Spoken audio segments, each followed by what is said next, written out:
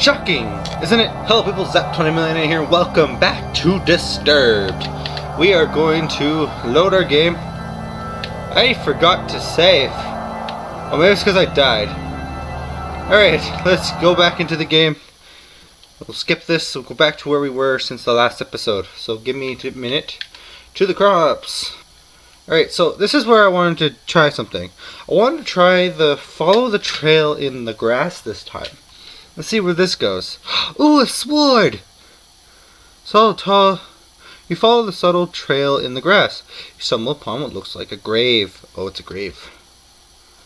Let's inspect the grave. You approach the grave and look at the sword with intrigue. Oh my goodness! Before you touch the sword, a ghostly figure appears before you. You freeze before the apparition. The sword, may I have it? The blade is cursed. I am bound here by the pain of my past. If you desire the sword, free me from it. You slowly motion for the sword. Fool!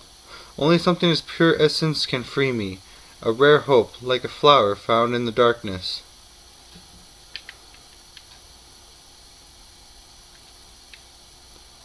Fuck it! You reach for the sword. Before you can lay a finger on it, the spirit grabs your arm. Oh, I'm dead. I'm dead. Okay, I should have backed away. Cursed blade. Great! Alright, there's a lot of deaths in this game. So many ways you can die in this game, man. Okay, we'll go left again. Let's continue down the path. There's a bridge here.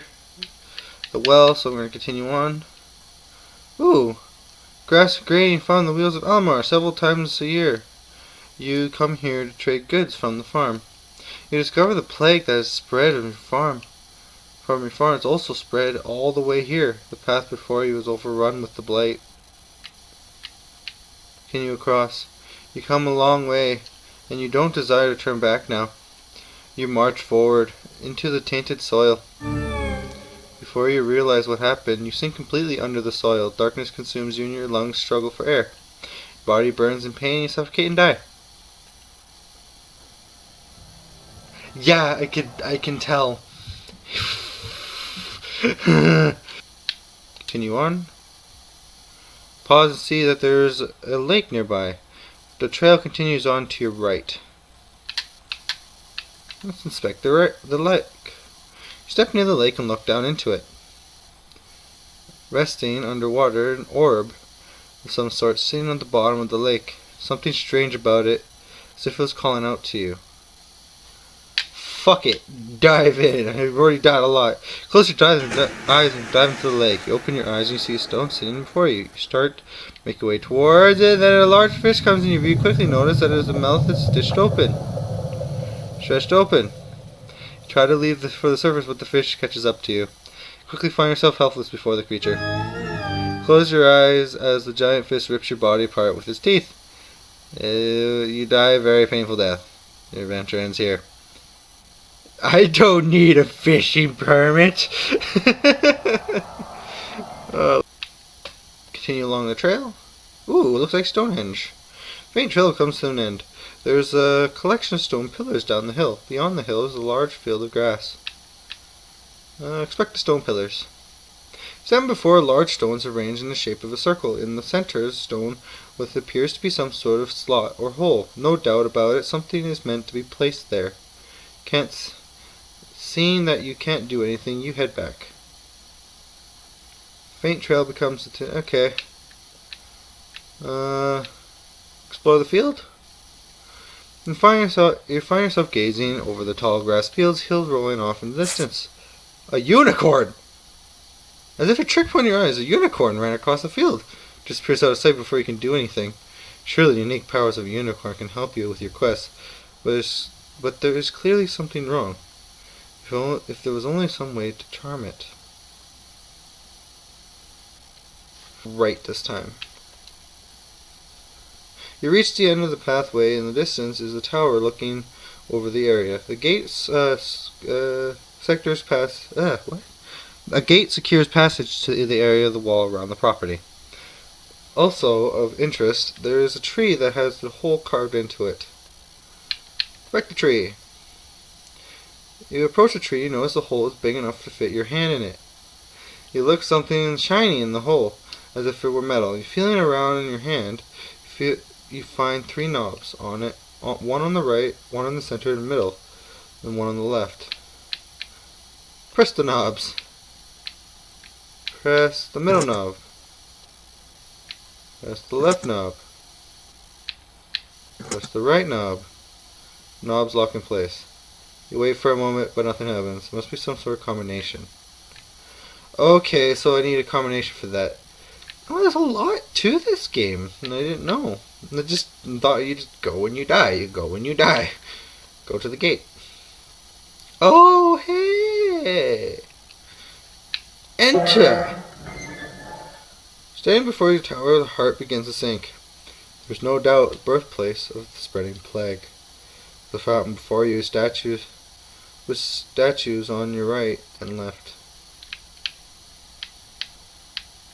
Inspect the statue on the right. Before stands you an angel statue that has been broken in many areas. With one hand, the angel is holding some sort of bowl, while the other hand is hovering over the bowl. You notice that there's only 2 remaining fingers on the angel's other hand. You feel you should keep your distance and just observe the statue. Let's check the statue on the left. You see an old statue of an angel has been consumed by vines and thorn. The angel is holding a book in one hand and the other with a finger pointed towards the sky. You feel the best to leave the statue alone. Inspect the fountain. There is a dark haze about the fountain. The water is black and the smell burns with every breath. You feel the slight pull toward the fountain as if it was calling for something. Enter the tower. You approach the door.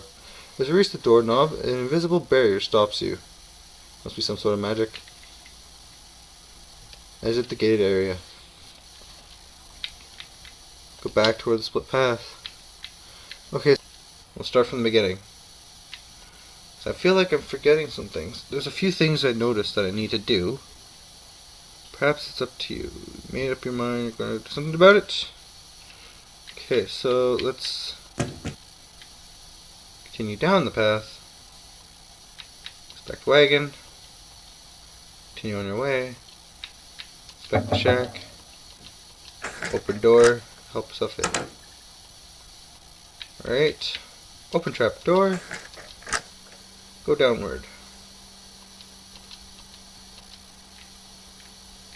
Talk to the woman.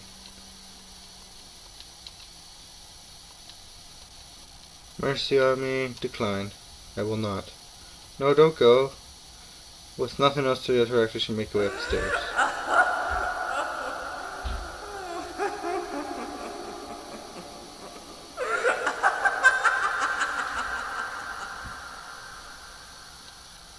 Okay, okay.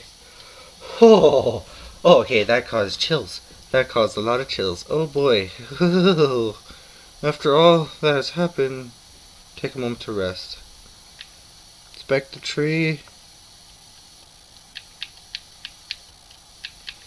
Middle knob. Middle knob. Right knob.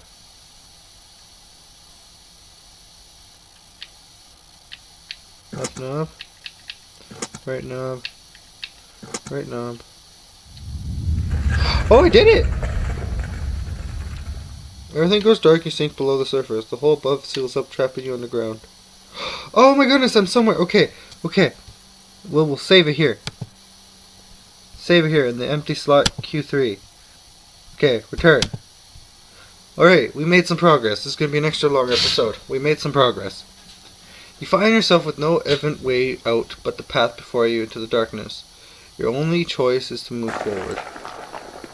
Oh, great.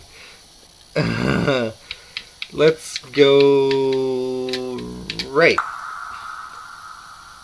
Before you, which way will you go? Go right. Passageway soon ends and a large mushroom is seen in front of you. A steady river flows between you and the mushroom. Inspect the mushroom. It Walk towards the that there is something more that meets the eye. Walking forward, you step into the water. To your dismay, your foot hits the bottom, and you fall in. It hits with no bottom, and you fall in. You reach to grab hold of the edge of the surface, but your body freezes stiff. You lose sight completely. Chilling water spins. So the water shock is, and yeah, I froze. Figures. Yeah. All right, let's go from where we left off. We'll try again. Which path do you choose? Let's go right.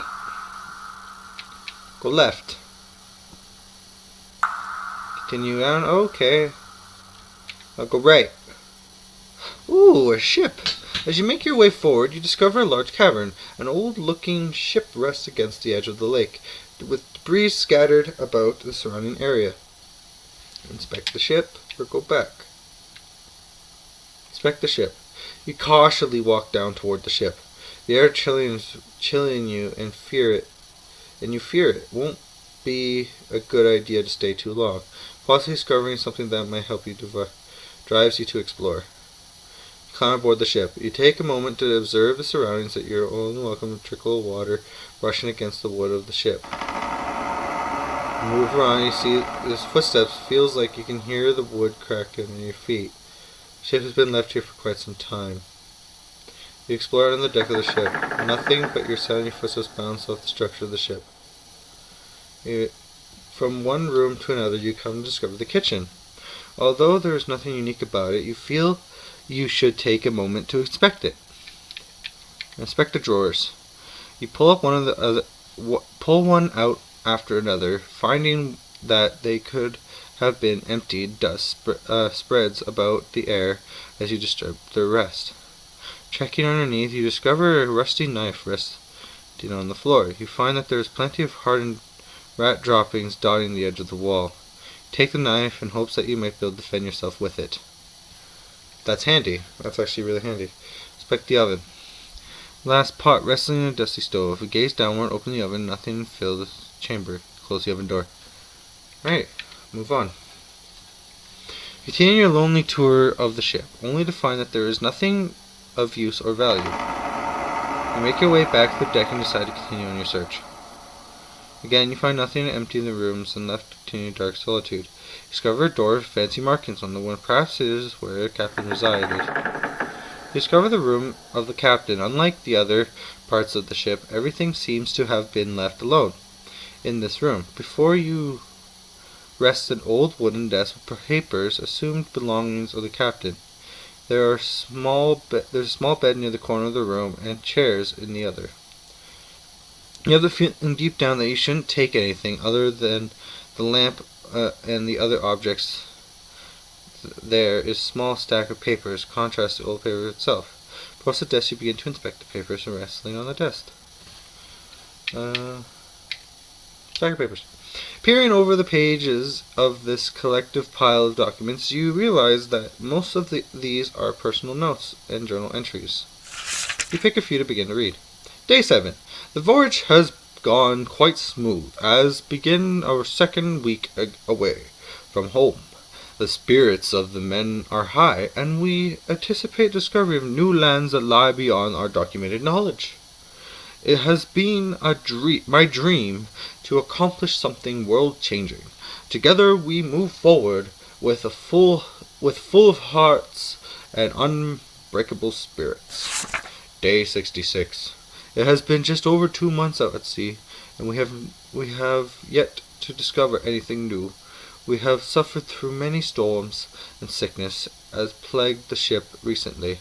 Some of my favored crew have passed on to the next life. I see the growing doubt in the eyes of my fellow laborers. As our voyage continues day after day, food rations have been cut in half, and fears that we may have to turn back. I dare not let myself think of failure. Those men who have lost their lives and sacrifices in this voyage possible, I cannot let them be in vain. Day 91 has come. To roughly 3 months out here in endless blue. With much pain we have returned around. Yes, we are headed for our home port. We have just enough food to make it back. I just hope we have a smooth journey back. Spirits of the crew are low and bitter due to our failure. I do not let myself get caught up in thinking of it. Truly, we did not intend for this to happen. That's sad. Let's check the loan document. Notice to the crews. Due to unexpected department, everyone has been split up into groups of 2 and 3. Scouting assignments will be given until find more habitable place to settle. For now, we must do what we can. Right? I see nothing of use. Seeing there's little left to see, take your leave. What under your feet crickles, exit the vessel. Make your way back to the tunnel and divides. Paths, which do you choose? I'm going to save it here, because we've actually made progress. And, yeah, that's it for this episode. I hope you guys all enjoyed, and I'll see you all in the next one. Derp, derp, derp, derp. Bye.